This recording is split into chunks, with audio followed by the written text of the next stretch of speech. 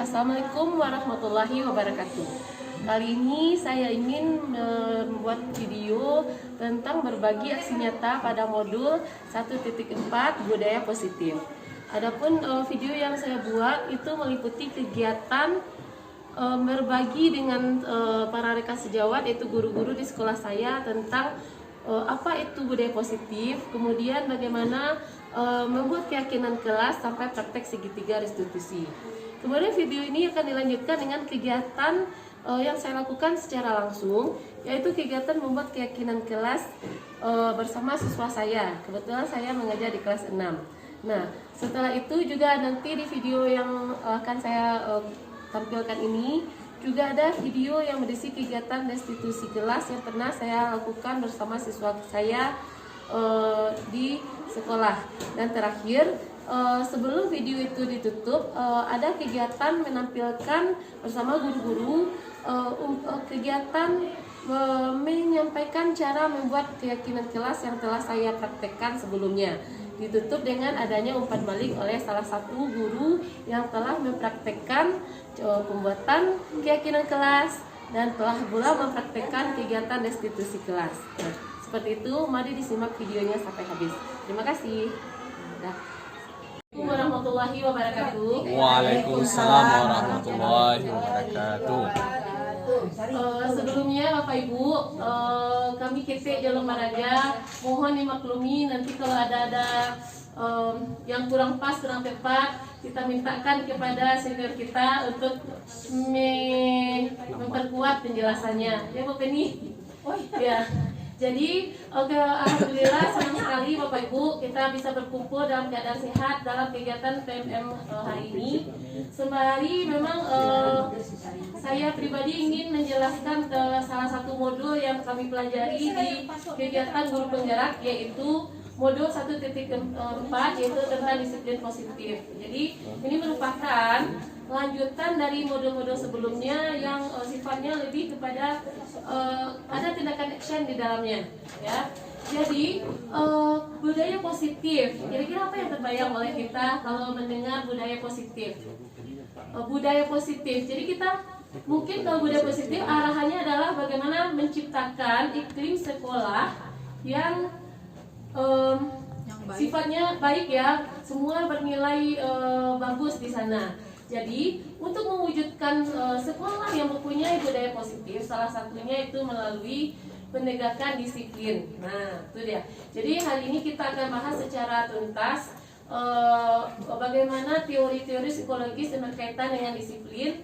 Kemudian kenapa selama ini kegiatan pendisiplinan siswa sering tidak jalan di sekolah kita dan apa solusinya. Nah, baik. Kita lanjut di sini, Bapak Ibu, saya lebih kepada sharing saja. Jadi karena saya sharing, nanti mungkin ada kegiatan kita yang sifatnya diskusi. Ya, jadi budaya positif di sini, ya, apapun itu latar belakang sosial kultural orang, dia akan meyakini bahwa misalnya nilai jujur itu baik. Mau orang dari Arab, mau orang dari Minang atau orang di Jawa, jujur itu adalah sesuatu yang agung dan baik. Ya, jadi nilai-nilai positif itu adalah nilai-nilai yang berlaku secara universal. Nah, salah satunya kita kenal sekarang dalam pendidikan karakter ada 5. Betul Bapak Ibu?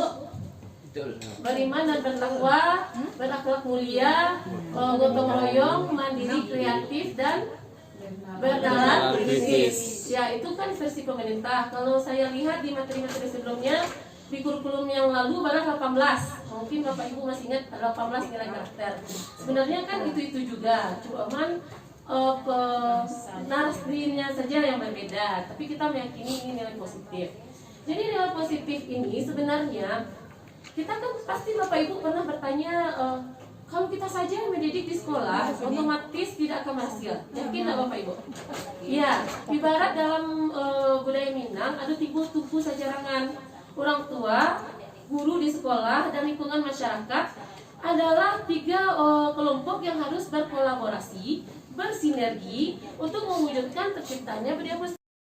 Perubahan paradigma belajar, nanti kemudian kita lanjut dengan apa saja kebutuhan dasar manusia, kemudian apa yang membuat manusia itu mempunyai perilaku yang berbeda-beda dan apa yang dibutuhkan mereka, kemudian nanti kita juga akan sampai kepada keyakinan kelas serta segitiga restitusi.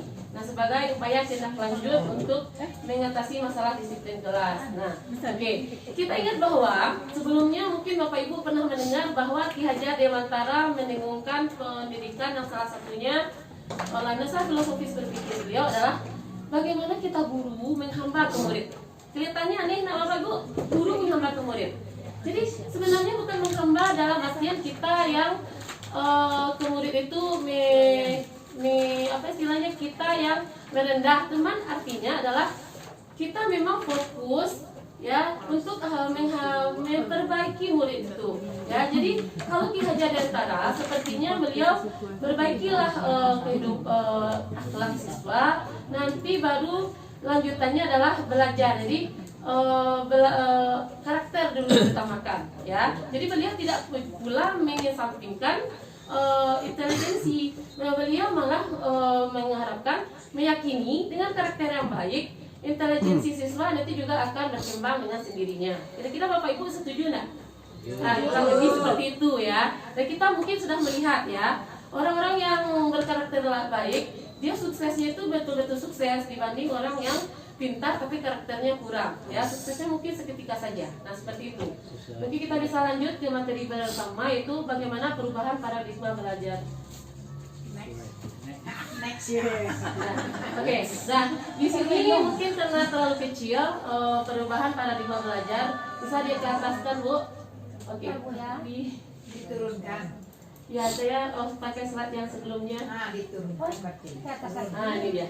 Oke, jadi adalah kita lihat di sini, maaf dia agak kecil. Ini dia. Nah, ini adalah teori yang cukup lama, mungkin pernah dengar atau pernah baca Bapak Ibu, teori stimulus dan kontrol.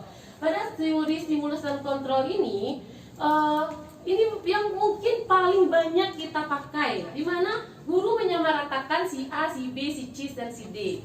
Saya yakin barangkali teori pembelajaran berdiferensiasi yang kita gunakan di Kumber pasti untuk menjawab teori yang ini, karena rasanya tidak relevan lagi dengan kehidupan kita.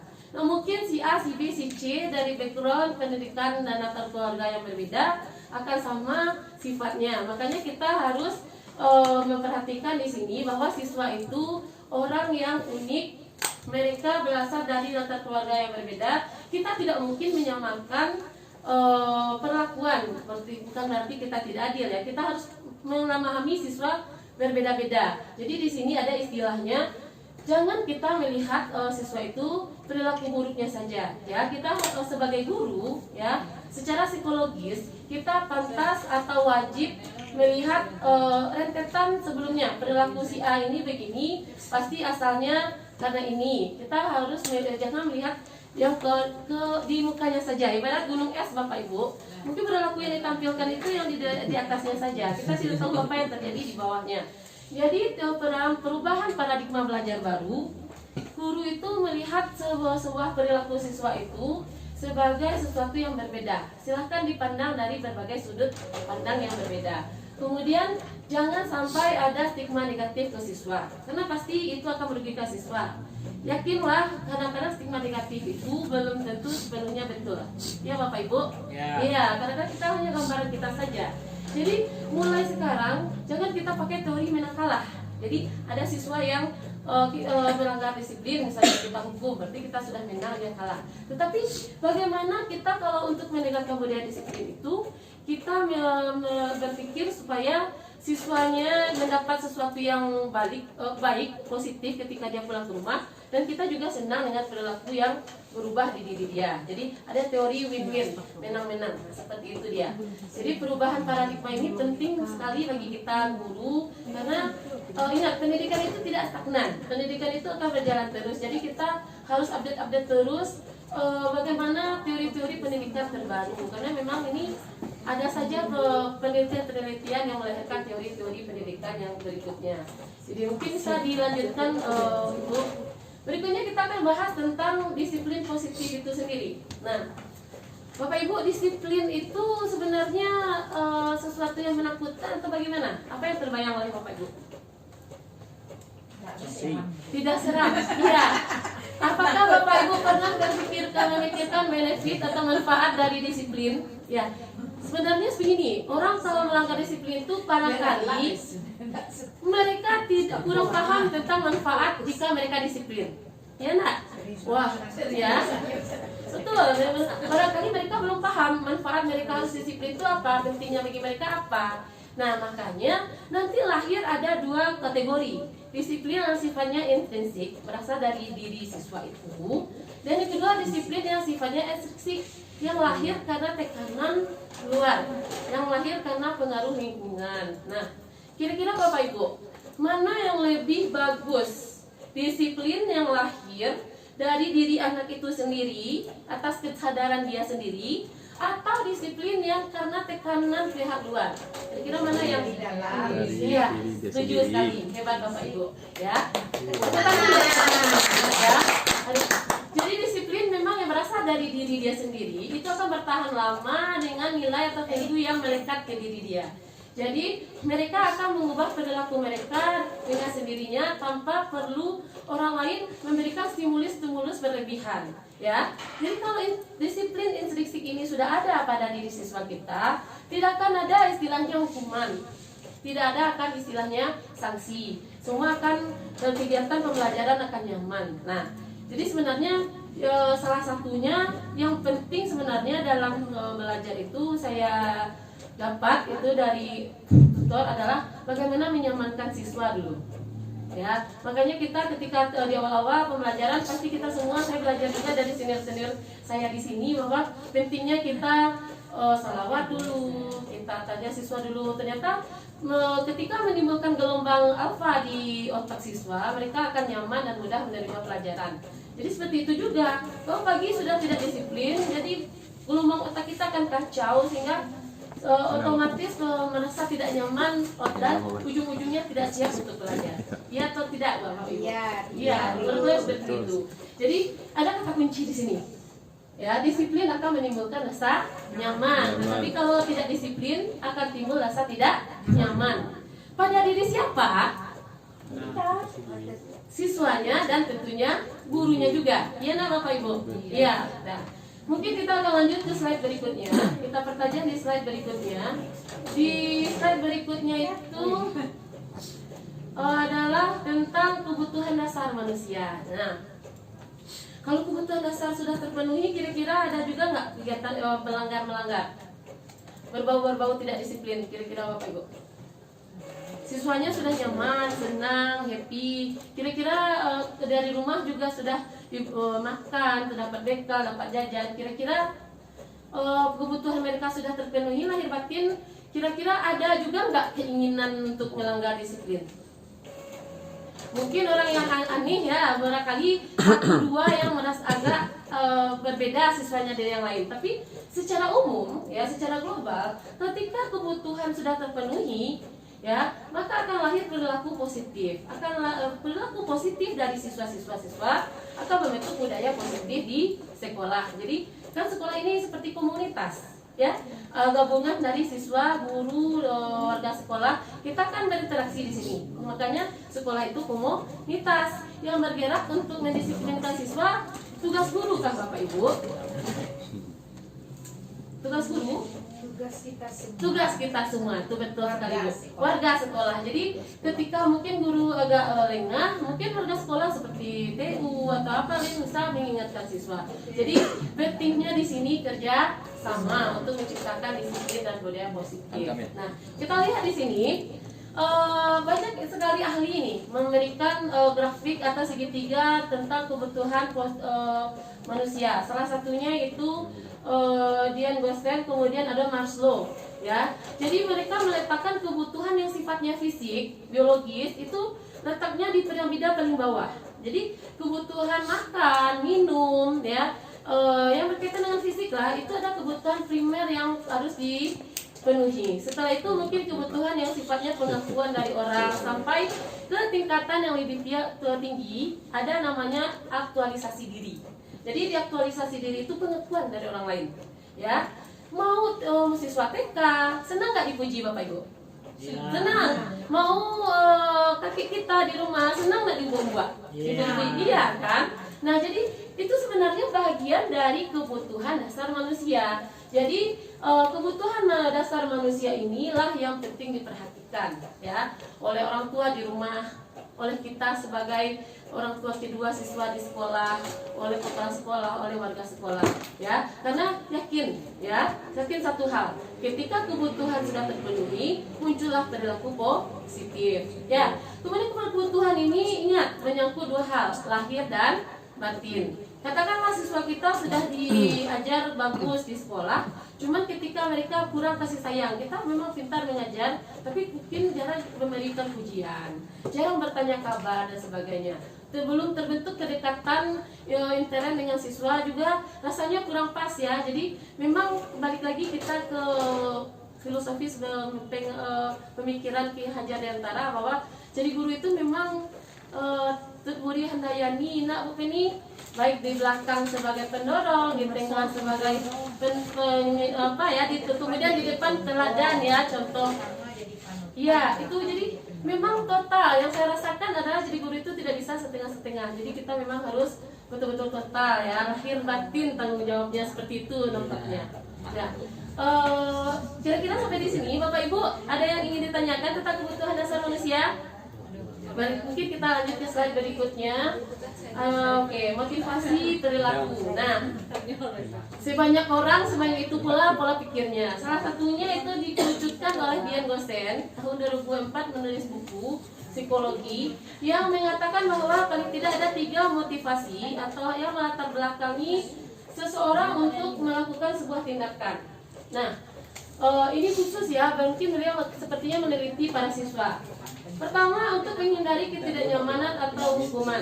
Nah, ada nih, Bu, kalau saya pukul besok, kira-kira saya dikasih nilai berapa ya, Bu? Ada nggak ketemu Bapak Ibu murid berkelakar seperti itu? Bu, kalau saya lakukan ini kira-kira apa untungnya bagi saya? Ada tak murid seperti itu? Ada, banyak ini ya. Berarti mereka masih menggunakan motivasi pertama karena mereka takut dapat hukuman. Jadi mungkin mereka patuh, mereka taat itu karena hanya sebatas rasa takut. Kira-kira dia enggak kalau dalam diri murid itu ada rasa takut? Belum ideal. Ya, kemudian ada lagi nih. Mereka tidak takut tapi lebih kepada ingin dapat reward, dapat penghargaan, dapat pengakuan dari orang lain. Bu, kalau saya kumpul kira-kira Bu nanti apa hadiahnya Bu? Nanti dapat 100 seluruhannya, kira-kira ada hadiahnya Bu? Makanya kita dengar tidak ada ranking-ranking kita lagi nak Bapak Ibu. Mungkin salah satunya saya pikir di latar belakangi seperti ini karena kita tidak ingin siswa itu jadi berprestasi karena ingin ranking, reward dan sebagainya. Nah, mungkin yang ketiga kita lanjut bahwa karena mereka memang ingin menghargai diri sendiri, mereka sendiri. Mereka ingin melakukan yang terbaik untuk diri mereka sendiri. Maka kita ketemu murid seperti ini, narasinya akan berbeda. Wah, saya lakukan ini, nanti manfaatnya untuk saya, untungnya untuk saya, maka saya akan lakukan dengan baik. Nah, oke, ada si A, si B, si C. Kira-kira yang paling ideal siapa nih Bapak Ibu? Nomor 3, ya mantap sekali Bu. Nomor 3, karena memang motivasinya lahir dari dia sendiri, bukan karena embel-embel orang lain. Nah, itu yang kita ingin dari murid kita, ya, punya motivasi internal yang bagus. Nah, untuk lahir motivasi internal ini nanti panjang jalannya, tapi bukan berarti tidak bisa ya, tapi bisa. Jadi kita lanjut dulu ke slide berikutnya. Nah, motivasi tadi kita sudah bahas ada motivasi dari dalam diri dan motivasi dari luar diri. Ini diistilahkan dengan motivasi ekstern dan intern. Nah, oke, di sini sepertinya kalau kita lihat motivasi ekstern muncul karena takut atau ingin takut sanksi, takut dihukum orang lain, ya. Atau mungkin muncul karena dia ingin mendapatkan reward atau pengakuan atau penghargaan lah dari orang lain, ya. Masih rasanya kurang ideal. Karena kita tadi sudah tahu motivasi yang paling bagus, yang paling cocok adalah ketika siswa sendirilah yang memotivasi diri dia, ya. Memang dia menghargai diri dia sendiri dan ingin melakukan yang terbaik untuk diri dia sendiri. Makanya dikatakan motivasi intern. Jadi Bapak Ibu sampai di sini paham ya motivasi teori-teori yang tadinya, dan wajar anak Bapak Ibu ketemu siswa-siswa yang minta dinilai ketika diberi tugas, Bu kesini Bu, nanti jangan lupa ya Bu. Kira-kira nih dari penjelasan ini salah nggak ketika ke siswa kita ingin dapat reward? Bu tampil nanti kasih ini ya Bu. Kira-kira Bapak Ibu salah nggak?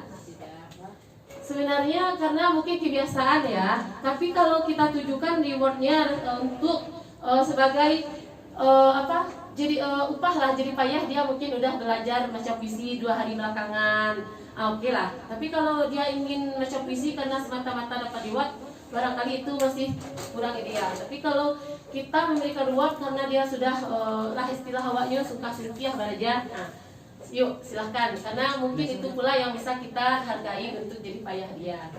Nah, kemudian kita lihat di sini di slide berikutnya dia ada konsep disiplin dengan pendekatan restitusi. Jadi ini apa itu restitusi? Re ini kan kalau di bahasa Inggris itu kembali, ya, kembali. Jadi kita memperbaiki kembali, ya, perilaku murid yang rasanya kurang pas atau menyimpang. Jadi perilaku murid yang kurang pas, kita tidak pantas mengucilkan siswa tersebut sebenarnya. Tapi kita bagaimana mengembalikan keadaannya lebih baik lagi, ya. Semua ada prosesnya. Mari kita lihat di sini. Restitusi sebagai salah satu upaya untuk mendisiplinkan murid. Bagaimana praktiknya? Bisa Bapak Ibu lihat di slide berikutnya. Ya, di sini di slide berikutnya dijelaskan tentang arti restitusi sebagai upaya untuk memperbaiki kesalahan murid dan menggiring murid kembali ke karakter yang lebih kuat, lebih bagus lagi daripada sebelumnya. Lanjut Bu. Nah, oke. Ada bedanya restitusi dengan bentuk perbaikan lainnya. Nah, kalau kita melakukan restitusi, katakanlah misalnya yoga, kemarin saya coba mempraktekkan restitusi ke dia juga. Ada tahap yang harus dilalui, mulai dari validitas tindakan, kemudian menyeimbangkan masalah, kemudian baru mencari solusi. Nah, kalau kita ingin memperbaiki masalah, ya, atau melakukan restitusi terhadap pelanggaran disiplin yang dilakukan murid kita jangan ke murid itu fokus ke salahnya. 50 menit cara masalahnya yoga, 5 menit cari solusi. Tapi kita lebih kepada mencarikan solusi. Ya sudah, salahnya seperti ini, mari kita sama-sama duduk, kita carikan jalan keluar terhadap masalah kamu. Seperti itu kira-kira. Kemudian kita fokus dalam perbaikan karakter, ya.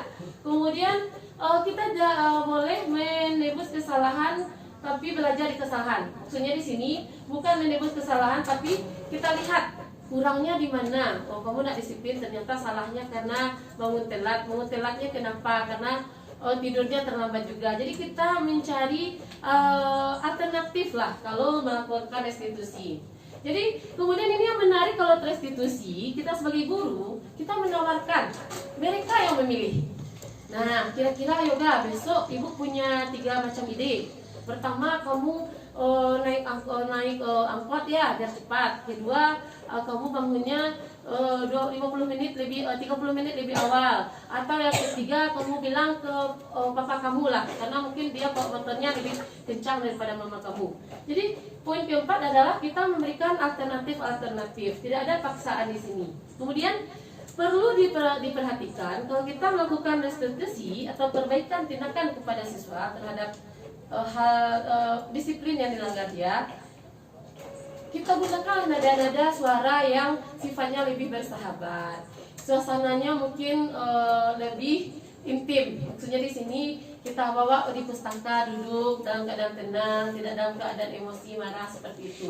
Kemudian adalah kita menuntun dia mengenali dirinya. Karena seringkali siswa kita nak kenal siapa dirinya, makanya dia terbawa arus. Orang yang punya jati diri yang kuat, dia akan lebih tangguh dan lebih kuat istilahnya, dia lebih tangguh dan dia lebih punya komitmen dalam menyelesaikan masalah-masalahnya dibanding orang-orang atau anak-anak yang tidak punya jati diri. Nah, itu dia. Jadi kita membantu siswa kita menemukan jati dirinya melalui kegiatan restitusi. Nah, baik, mungkin kita lanjut di bawahnya, ya. Kemudian ini contoh nih. Nah, ini saya ingin fokus di sini. Nah, Ini ada murid datang terlambat ke sekolah. Banyak nggak Bapak Ibu? Ya, ini kasusnya banyak ya, sering ya. Pertama, kalau ketika guru itu dia tipenya penghukum, dia pasti akan memberikan baik hukuman fisik maupun verbal. Ya, fisik mungkin disuruh berdiri di depan kelas, memarah-marahi siswa di depan temannya, atau dikasih hukuman nadi lah sebagainya. Tapi ada juga guru yang dia malah memberikan konsekuensi. Ya, tingkatan kedua gurunya tipenya pemberi konsekuensi. Ya, misalnya karena dia telat 10 menit nanti dihukum belajar 10 tambahan 10 menit. Nah, jadi orang keluar 10 kurang 10, dia jam 10 nanti. Yang tadi kamu terlambat itu kamu ganti sekarang. Itu lebih kepada konsekuensi misalnya. Kemudian guru yang ketiga nih, ini guru yang kita tuju ya, guru yang memberikan solusi berupa restitusi. Guru tersebut akan menggali lagi, anak ibu yang terlambat tadi, kira-kira ada nggak keyakinan kelas yang kalian lalaikan hari ini? Wah ada Bu, nomor 1, datang sekolah tepat waktu. Kira-kira bagaimana ya sebaiknya? Nah, lebih sifatnya guru yang melakukan restitusi ini, komunikasinya lebih terbuka dengan siswa, lebih membantu siswa mengenali masalahnya dan mencarikan solusinya. Ya, jadi di sini ada istilahnya keyakinan kelas. Inilah yang akan kita tuju. Seberapa penting sih keyakinan kelas? Jadi kita akan lanjut ke slide berikutnya, Ibu. Di slide berikutnya ini kita lihat dulu. Sebelum kita masuk ke keyakinan kelas, pasti Bapak Ibu sudah melakukannya di kelas. Ya, cuman ini ada tipe-tipe guru. Kita mau masuk kategori yang mana? Pertama dia ada yang agak-agak ke angker, tipe guru penghukum.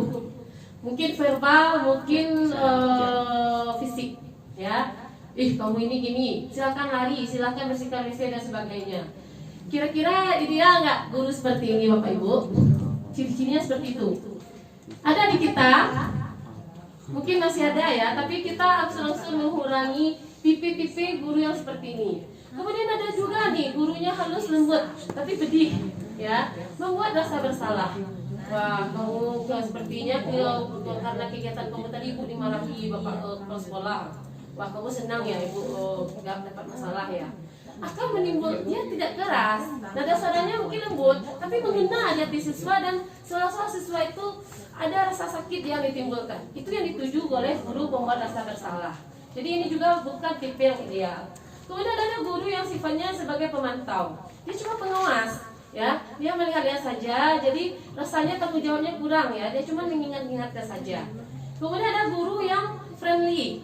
Nah, Bu Sari, friendly berarti bagus ini ya Bapak Sari. Belum tentu juga. Karena guru kadang-kadang ketika dia hanya menempatkan diri dia berlaku sebagai teman, itu rasanya juga kurang pas. Karena sebenarnya kalau dia kebablasan, muridnya akan istilahnya kalau di kita lantihangan ya ke gurunya. Jadi mereka tidak ada sungkannya lagi. Nah, idealnya adalah ketika guru memang posisinya sebagai manajer, ya. Jadi dia sebagai pengendali kegiatan, ya. Sebagai orang yang dituakan di sana. Perannya itu apa? Marwahnya, martabatnya ada, ya. Jadi siswa santun ke dia, hormat ke dia, cuman apa yang dikatakan dia juga dilakukan oleh siswa. Nah, itu yang agak sulit dan kita pasti semua ingin nih cita-cita belajar jadi guru yang posisinya sebagai manajer ini, ya. Jadi idealnya memang sebagai manajer. Kita lanjut lagi ke slide berikutnya. Nah, ini dia. Ketika seorang siswa, ya, ada nih tidak lengkap memakai atribut ketika upacara, ya. Kalau guru sebagai penghukum, pasti dia akan naik tensinya, ya. Dia akan langsung itu boleh dicabut cepat, dimatikan aja matikan aja Pak. Nah, terima kasih Bapak Ibu. Sepertinya kita butuh semangat di sore hari ini. Yuk kita tepusan tiang kita orang Minang. Yuk Bapak Ibu kita semangat tepusan tiang kita yuk. Tepusan tiang. Ampu Serio. Ampu kida. Duo ampu. Santiang. Nah, terima kasih Bapak Ibu. Oke, ini ada kemungkinan kata-kata yang keluar dari 5 tipe guru tadi. Tipe penghukum, pasti dia akan ngomel-ngomel. Kemudian tipe berrasa bersalah, pedih tapi lembut tapi pedih. Nah, gimana ya, kecewa itu sama kamu. Nah, tambah pula ekspresi memerah. Ada juga yang ditemani, kadang-kadang guru SMP seperti itu saya lihat. Ya, guru-guru muda punya anak teman SMP. Ayo jangan gitu ya, gabung di sini ya, kita harus lengkap pakainya ya. Jadi ada dada-dada membujuk ya. Bagaimana kita dengan teman kita? Kalau pemantau sekolah, dia cuma mengingatkan tapi istilah kitanya melihat dari jauh ya. Nah, peraturan sekolah apa yang kamu langgar hari ini? Ayo, apa yang harusnya kamu lakukan? Cuma sekedar situ saja ya. Tidak ada penguatan diberikan. Nah, tapi kalau seorang guru yang lebih kepada sebagai manajer, nah kira-kira tahu nggak salahnya hari ini apa? Kira-kira apa yang bisa kamu tawarkan solusi untuk menghadapi atau menyelesaikan permasalahan kamu hari ini? Jadi ada stimulus positif yang diberikan ke siswa seperti itu. Kita lihat berikutnya Bapak Ibu, yaitu tentang masalah keyakinan kelas. Nah, sesuatu yang diyakini oleh warga di kelas. Jadi akan sangat berpeluang antara kelas 1 dengan kelas 6 berbeda. Karena mereka mempunyai pikiran atau menganggap nilai-nilai yang berbeda. Nah, sebenarnya kita membuat keyakinan kelas itu bagusnya di mana? Di tengah-tengah kegiatan belajar atau di awal-awal ketika kita baru mendapat siswa? Di awal ya. Makanya secara psikologis 2 minggu pertama sekolah masa MPLS itu memang manfaatkanlah bukan untuk belajar, tapi lebih kepada menstabilkan emosi siswa dulu. Ya, syukurnya di Kurmer ini kita lihat 2 tahun berjalan, ada 2 minggu masa MPLS dan itu rasanya sangat besar artinya terhadap kesuksesan siswa kita di satu sekolah di tahun-tahun berikutnya. Karena memang walaupun bukan kelas 1, kita di kelas-kelas lainnya juga nanti bisa memanfaatkan awal-awal pembelajaran itu untuk membuat peraturan kelas, membuat keyakinan kelas. Nah, keyakinan kelas ini datangnya dari siapa kira-kira Bapak Ibu? Siswa. Betul, ya, siswa dan yang ingat jumlahnya tidak perlu banyak tapi diamalkan. Betul Bu Penny? Biarlah sedikit tapi jalan. Nah, saya rasa itu lebih bagus daripada banyak tapi tidak ada pemantauannya, tidak jalan. Kita lihat berikutnya, di slide berikutnya ini ada contoh bagaimana para siswa membuat keyakinan kelas. Ini kebetulan anak SMA ya. Mereka menggunakan stick note karena mereka sudah besar, mereka lebih bebas berekspresi. Hal-hal positif yang ingin mereka wujudkan selama 1 tahun tersebut mereka tulis dalam dan dituangkan dalam metode stick note, kemudian mereka jabarkan menjadi keyakinan kelas. Nah, kalau kita lihat keyakinan kelas mereka cuma 3, sementara mereka SMA. Salahkah itu kira-kira? Tidak, yang penting ada, yang penting mereka bisa saja jumlahnya cuma 3, tetapi maknanya global seperti itu ya. Kemudian ingat, karena keyakinan kelas yang menandatangani tentu warga kelas sebagai bentuk kesepakatan. Nah, seperti itu, bagus ya. Jadi keyakinan kelas ini baiknya kita pajang di tempat yang dilihat siswa terus. Jadi ketika mereka lewat, oh iya, terbaca terus. Jadi dalam alam bawah sadar mereka akan tersimpan keyakinan tentang apa nilai-nilai positif yang harus mereka lakukan. Nah, ini kan sebenarnya sebagai salah satu cara atau jalan untuk menuju nilai positif, disiplin positif tadi. Jadi Bapak Ibu, mungkin sekarang masih bulan Oktober, belum terlambat bagi kita. Ayo kita bikin keyakinan kelas juga, ayo di kelas kita. Ya, setuju nggak Bapak Ibu? Setuju. Ya, nanti jika ada siswa yang melanggar, kita restitusi, kita ingatkan kembali mereka tentang keyakinan kelas apa yang dilanggar. Jadi itu yang ingin saya sampaikan pada kesempatan kali ini adalah bagaimana peran sebuah keyakinan kelas dalam dan restitusi dalam memperbaiki pelanggaran disiplin seperti itu. Barangkali masih ada slide 2 slide terakhir ya. Nah, ini contoh ya. Ini contoh punya anak SMA. Ya, dia cuma 3.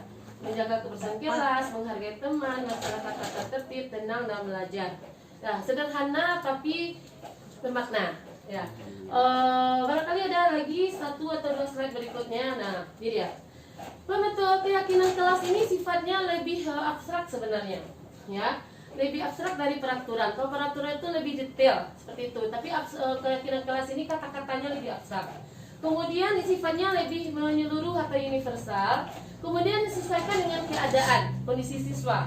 Kemudian dibuat dalam bentuk kalimat positif dan dalam pembuatannya wajib semua warga kelas ikut tahu, terlibat dan ikut seperti tadi menandatangani. Nah, itu dia mengenai keyakinan kelas sebagai upaya dalam menunjukkan disiplin positif dan budaya positif di sekolah. Nah, rasanya sekian pemaparan saya mengenai budaya positif di sekolah, ya. Oke, untuk materi berikutnya, ya. Barangkali kita akan perdalam di pertemuan-pertemuan berikutnya. Nah, sampai di sini, adakah Bapak Ibu yang rasanya terganjal atau belum paham atau ada yang mau ditanyakan? Kami sangat ingin masukkan atau masukkanlah, boleh juga. Kira-kira bagaimana Bapak Ibu?